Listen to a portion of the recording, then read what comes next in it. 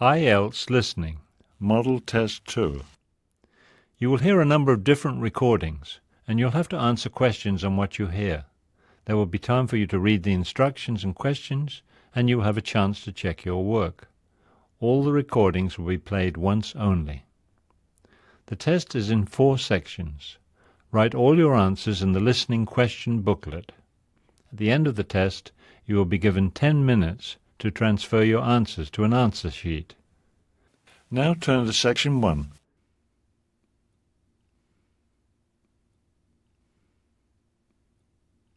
Section 1.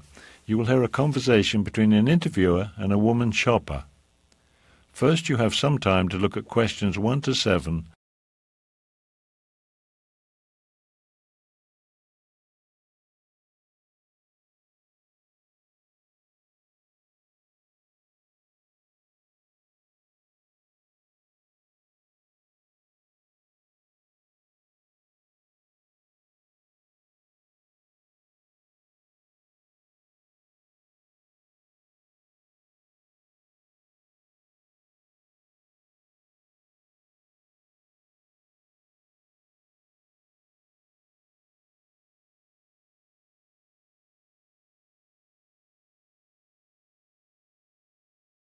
You will see that there is an example that has been done for you.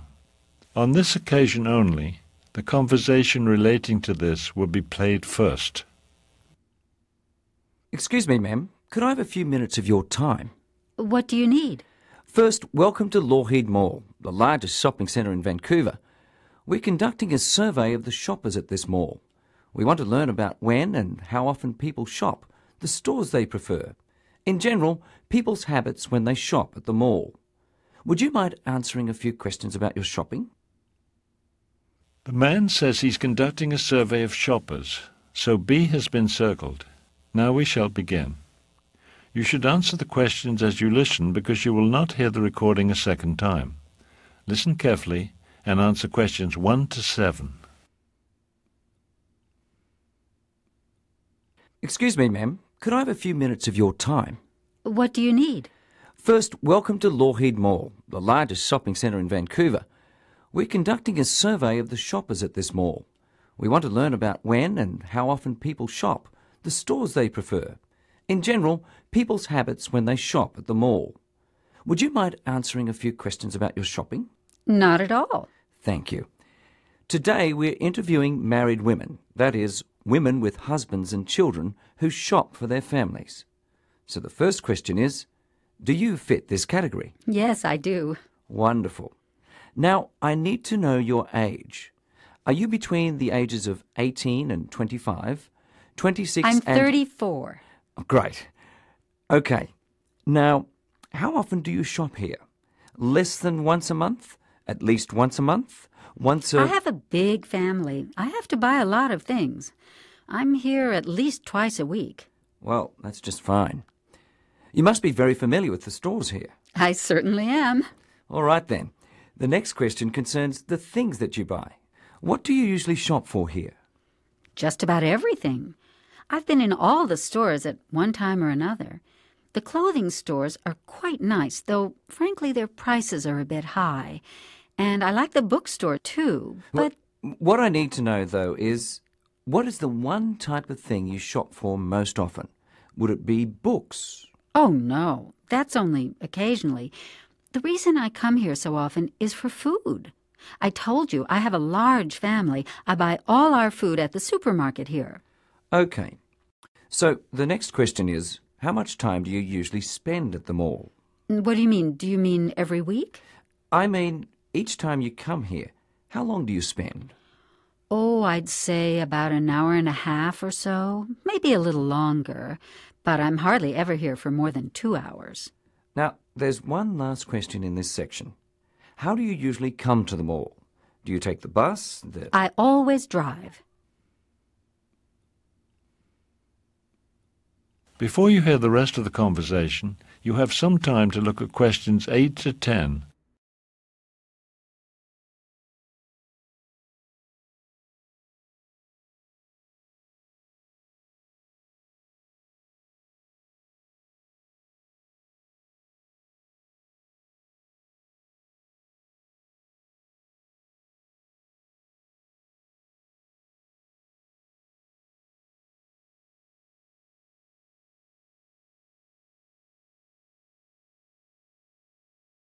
Now listen and answer questions 8 to 10. Fine. OK. The next part of the questionnaire concerns your opinions. You say you've been in all the stores in the mall. In general, in which store would you say you've had the best shopping experience? That's easy. The shoe store. That's a big store, isn't it? They have a huge selection of shoes. They do, but I consider it a good store because the employees there are so polite. They give very good service. Now, you may have had a chance to eat at our new food court. Yes, I have, but I don't think I'll eat there again. Why not? Well, the food tastes fine, but it's very expensive. It shouldn't cost so much. I have just one last question. Do you have any suggestions for improvements to the mall? Yes. You should add more parking spaces. I can never find a place to park. It's really annoying sometimes when there are so many people. That is the end of section 1. You now have half a minute to check your answers.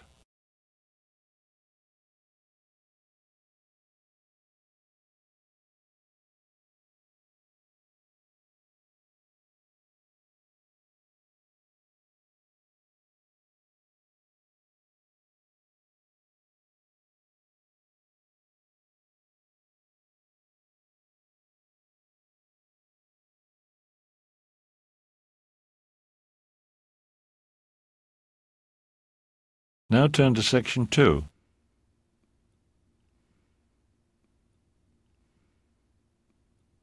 Section 2. You will hear a recording of a tour of a health club. First, you have some time to look at questions 11 to 14.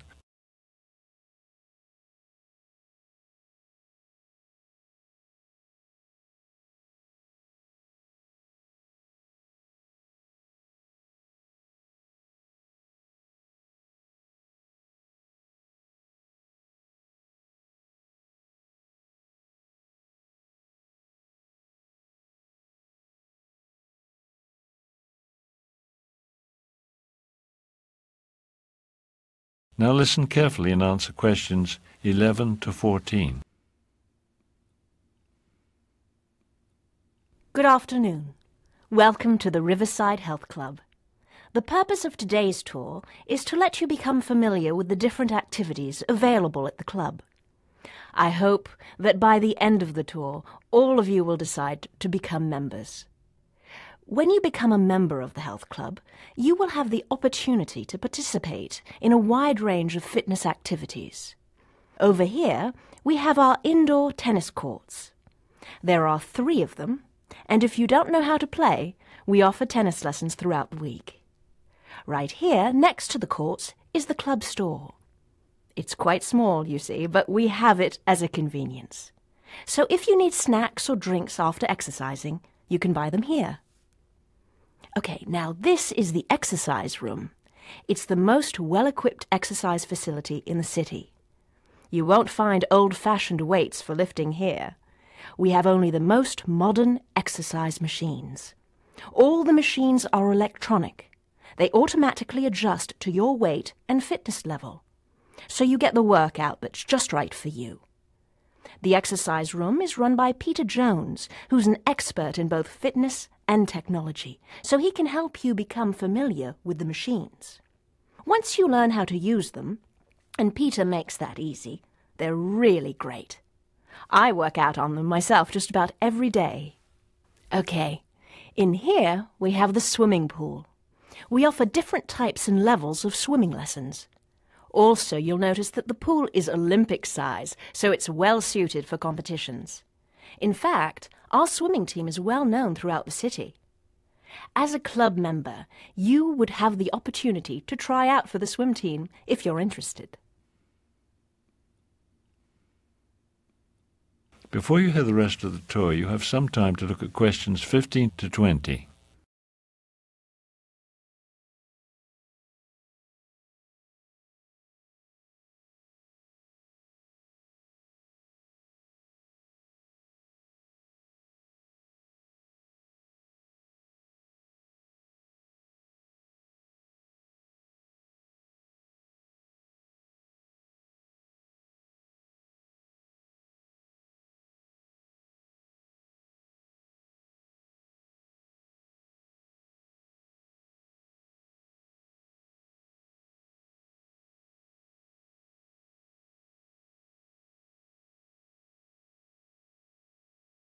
Now listen and answer questions 15 to 20. Over there at the other end are the locker rooms, where you can change from your business clothes to your swimsuit or whatever. You can look in them later if you wish. They're very comfortable. We keep them well stocked with the basic necessities such as towels and soap. You'll have to supply your own shampoo, however. There are plenty of showers, so you'll never have to wait your turn. We also have hairdryers for you to use. For safety reasons, we ask that everyone wear rubber sandals in the changing rooms. What else? Oh, you'll have to supply your own lock, of course. That's for your security. Before we leave the pool area, I'd like to make you aware of some of our rules. The pool is the most popular place in the club, and it's often crowded, so we have rules for everyone's comfort and safety. The most important one, if you have children, please be aware that they are not allowed in the pool area alone. Children must be accompanied by an adult at all times. Naturally, there is no running near the pool. The floor is very wet, and it would be easy to get hurt. One last thing, for sanitary reasons, we ask everyone to shower before entering the pool. All right? I hope you've enjoyed the tour. Are there any questions? That is the end of section 2. You now have half a minute to check your answers.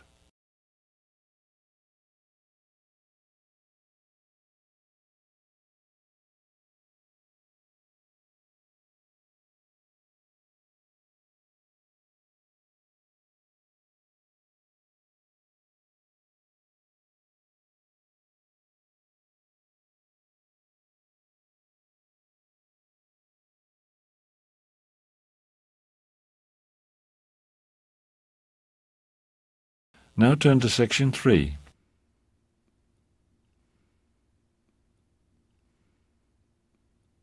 Section 3. You will hear a professor and her students discussing class assignments. First, you will have some time to look at questions 21 to 26.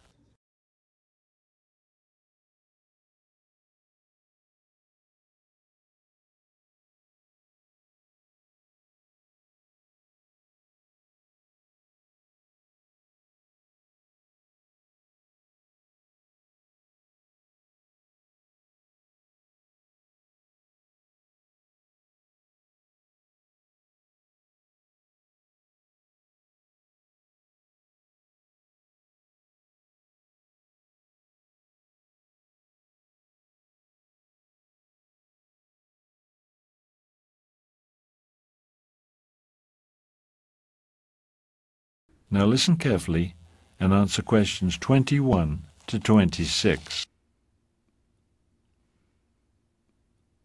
In this class, we focus on developing writing skills. So one of the most important things we do is practice those skills by writing essays. Today, we'll go over the requirements for your essay assignments. You'll have to write one essay each week. They're not very long essays, just about 350 to 400 words apiece. Every week, I'll assign a different type of essay. So I thought today we'd go over some of the important essay types. The first type of essay I'll assign will be an essay describing a process. So you'll need to choose something that you can describe step by step. Yes, Mr. Smith? Is that a how-to essay? I mean, would a topic be something like how to fix a car? Well, you should be more specific. Remember, you have a limited number of words. A better example would be how to change the oil in a car. Yes? How about friendship as a topic? How to make friends? Would that be a topic for a process essay? It could be, but actually friendship is a better topic for a classification essay, which is the second type I'll assign. In a classification essay, you present your idea by organizing it into categories. 3 types of friends would be a good topic for a classification essay. The third essay type you'll write is compare and contrast. So obviously, for your topic, you'll pick 2 or more things to compare. Like comparing the food in the student cafeteria to the food in a real restaurant. Why not? That could actually be quite a good topic. But it really doesn't matter which topic you choose as long as you develop your argument well. The next essay type is argumentative, in which you'll present an opinion and prove or defend it. I like to argue. Well, then you should do quite well with an argumentative essay. When writing this type of essay, be sure to state your opinion in a clear, straightforward sentence. For example, homework is necessary could be a thesis statement. Yes? Before you hear the rest of the conversation, you have some time to look at questions 27 to 30.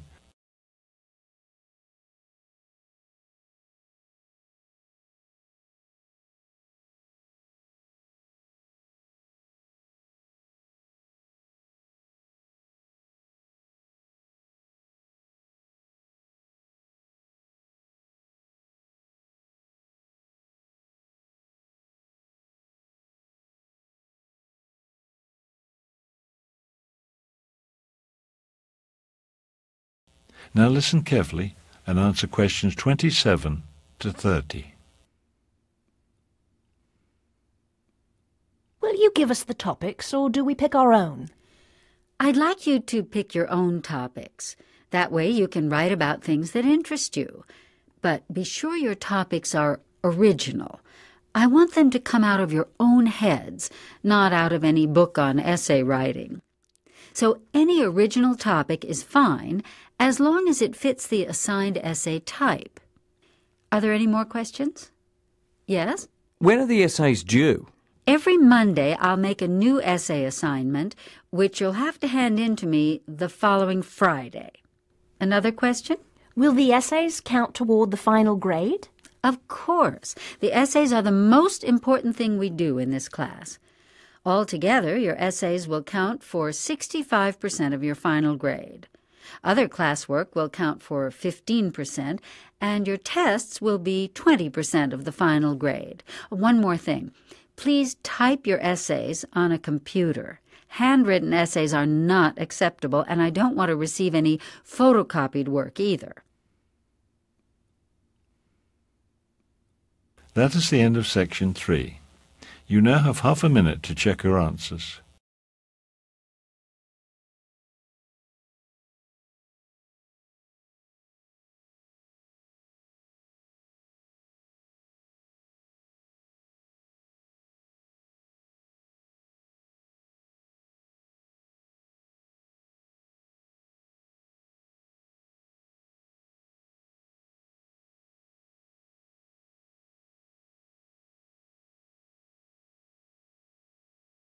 Now turn to section 4.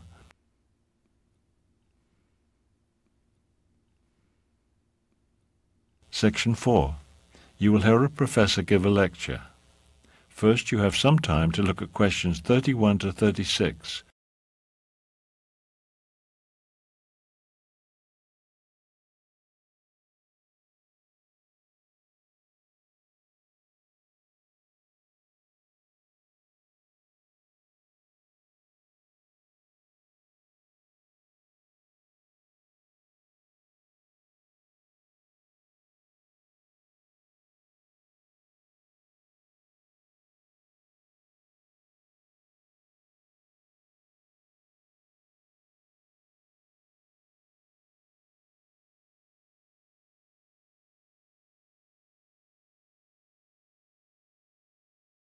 Now listen carefully and answer questions 31 to 36.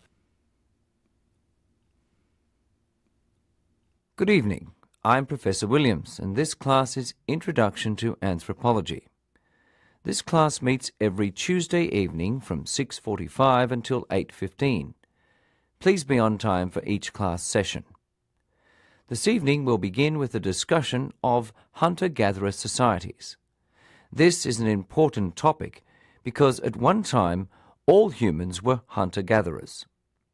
What are hunter-gatherer societies? They are groups of people that survive by hunting animals and gathering plants to eat. Typically in these societies, the men's job is to hunt large animals, while the women both gather plants and hunt smaller animals. Before 12,000 years ago, all humans lived as hunter-gatherers. Now there are relatively few groups of people living this way, but there are some. Experts estimate that in about 50 years or so, all such groups will have disappeared. Today, hunter-gatherer societies still exist in the Arctic, in some desert areas, and in tropical rainforests. These are areas where other forms of food production, namely agriculture, are too difficult because of the climate. Before you hear the rest of the conversation, you have some time to look at questions 37 to 40.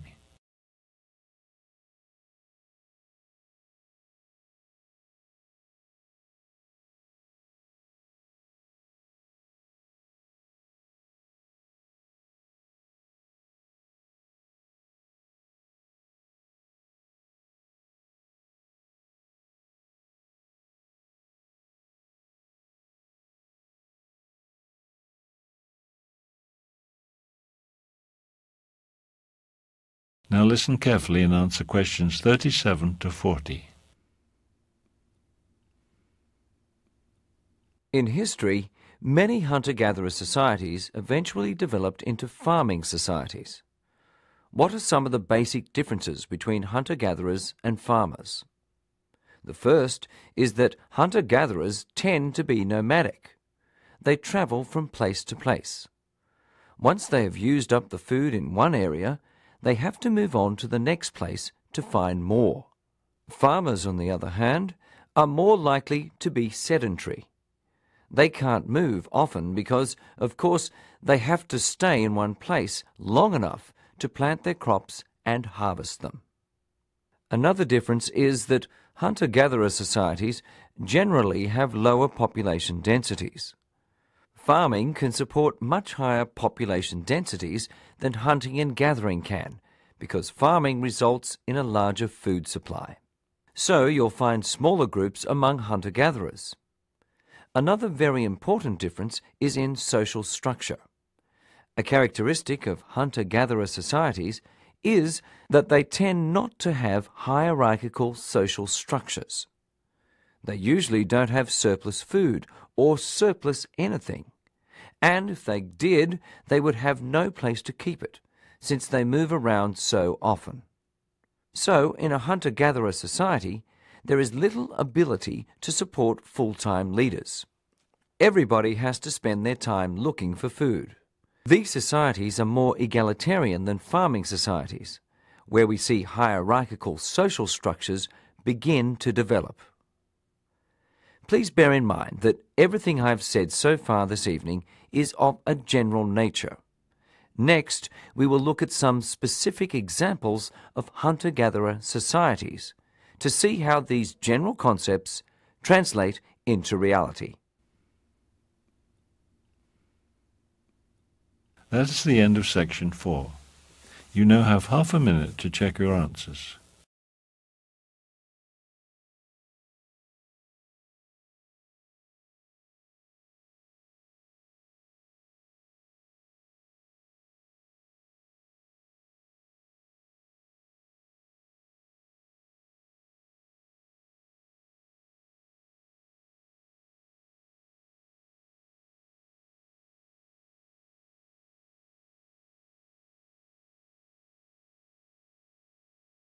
You will now have 10 minutes to transfer your answers to the listening answer sheet. Pause CD for 10 minutes. This is almost the end of the test. You now have 1 more minute to check all your answers.